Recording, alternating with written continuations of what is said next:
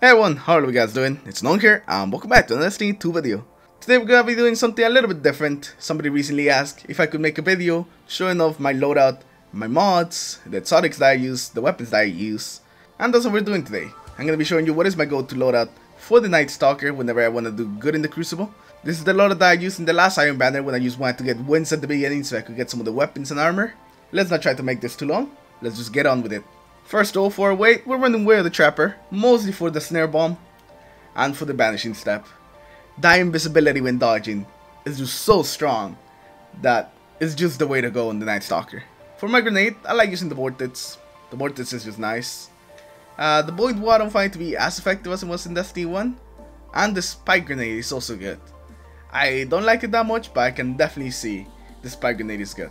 For my class ability, I'm running Marksman Dodge, since I use like reloading my weapons with dodge, so there's that. And for the jump, you of course gotta be running the triple jump. What are you doing if you're not running triple jump on the Hunter? Alright, so now let's move on to the weapons. I'm not gonna spend too much time on the weapons, since they're pretty meta weapons. So you guys probably already know what they do and why they're good. For my kinetic weapon, I have the Anti-Ope. High range, kill clip, just melts people. So that's why I have that. If you don't have the Anti-Ope, then there's the Sundock C, which is pretty much the same thing. Just that it's a lot easier to get since you just get it from that adventure in Nessus. If you guys don't know how to get the Sundock C, I'll leave a link to a video below to show you how to get it.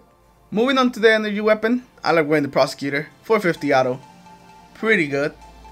We have Tap the Trigger, Headfire Grip, which is not really that useful on autos, but I just love the feel of this auto. It feels really nice, it sounds really nice, and it's very effective in the Crucible. In case you don't like the Prosecutor, or just don't have it, then there's the good old Uriel's Gift, which is even actually better than the Prosecutor because it does high caliber rounds and you still keep Tap the Trigger. So yeah, they're pretty similar weapons, with the Uriel's Gift being a little bit better, but I just like the feel and the sound of the Prosecutor. That's why I use it over the Uriel's Gift, even if it's not as effective as the Uriel's Gift. I seem to do pretty well with it, even if it's not as good as the Uriel's, so I'm fine with that. And lastly, for my power weapon, we have a grenade launcher. The play of the game, probably the best grenade launcher out there, especially for Crucible. And it's mostly because of this perk, proximity grenades. Grenades fired from the weapon have increased proximity detection. This is basically grenades and horseshoes, but for grenade launchers. Not a lot of grenade launchers have it, and this one has it, and it's amazing. It's such a good weapon for the Crucible. You get 4 shots every time you pick up a power ammo, so that's a guaranteed 2 kills at least. If people are close by, you could probably get 3, or if you're getting real lucky with those direct impacts, you could push it up to 4, but that rarely happens. But you can pretty much get a guaranteed 2 every time you pick up the ammo. Alright, so now let's move on to the armor. And all my armor is towards recovery. Hunters are known for not having the best recovery, so every single piece of armor I have is a recovery armor. Even the boots, where the recovery is not even working because it's glitched out and it gives you mobility instead. That is recovery as well, even if I get nothing from it for now. But once Bungie finally gets around to fixing that, I'll have even more. So yeah, this is how it looks like right now. 5 mobility, 6 resistance, 4 recovery. Alright, so now let's talk about the exotics that I like to use on my Hunter. This one is the first one, the Full Tracer. The Full Tracer allows you to track enemies, and this is such a useful perk. Just knowing where your enemy is going, knowing where he's gonna peek from so you can start pre-firing in that spot. You can win so many gunfights with this. Being able to know when somebody is speaking is such a strong thing, especially with your invisibility, since when you go invisible, they lose sight of you in the map, but you can still know exactly where they are thanks to the tracker, and then you can just surprise them and kill them. It's such a strong thing, the Full Tracer plus invisibility. You won't regret using that. I definitely recommend that you guys give them a try. But if the Full Tracer is not your thing, you may enjoy the Dragon Shadow, the other armor that I tend to use, which grants increased movement speed and a lot of handling speed for your weapons shortly after dodging. You get 10 seconds of increased movement speed and better handling speed after you dodge. It gives whatever weapon you have close to max handling speed, so you can aim down sights super quick. It also lasts for a pretty long time, 10 seconds, that by the time it's running out, you almost have your dodge again. Yeah, it's that good.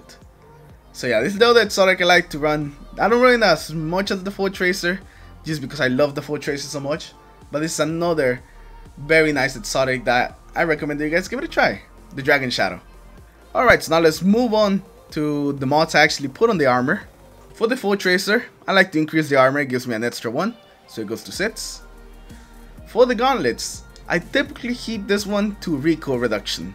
My gauntlets are always recoil reduction, whether it be kinetic or energy. I just switch them around between gauntlets. I have ones for energy weapon, like the ones I have on right now, and another one for kinetic.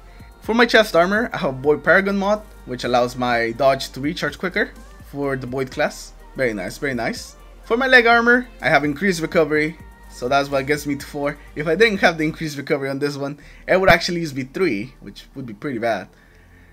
But yeah. The recovery will eventually go to 5 whenever Bungie gets around to fixing the boots, and they will actually give you recovery instead of mobility. So hopefully they get on that. And the last thing I have on my cloak is another Void Paragon mod. I always recommend to at least have 2 Void Paragon mods if you're running Nightstalker, so you can just keep using your dodge and just keep taking advantage of the invisibility, since it's just such a strong thing that you have in your kit. So why wouldn't you want to abuse it a bit more to just get some more easy kills?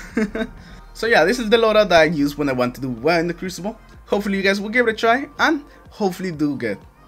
But as always, I hope you all have enjoyed the video. Leave a like if you did, dislike if you didn't, subscribe to the channel if you guys aren't already. Tell me that in the comments below. What are your go-to weapons and exotics when you really want to do well in the Crucible? Just let me know all that in the comments below, and I'll see you guys in the next video. Take care everyone.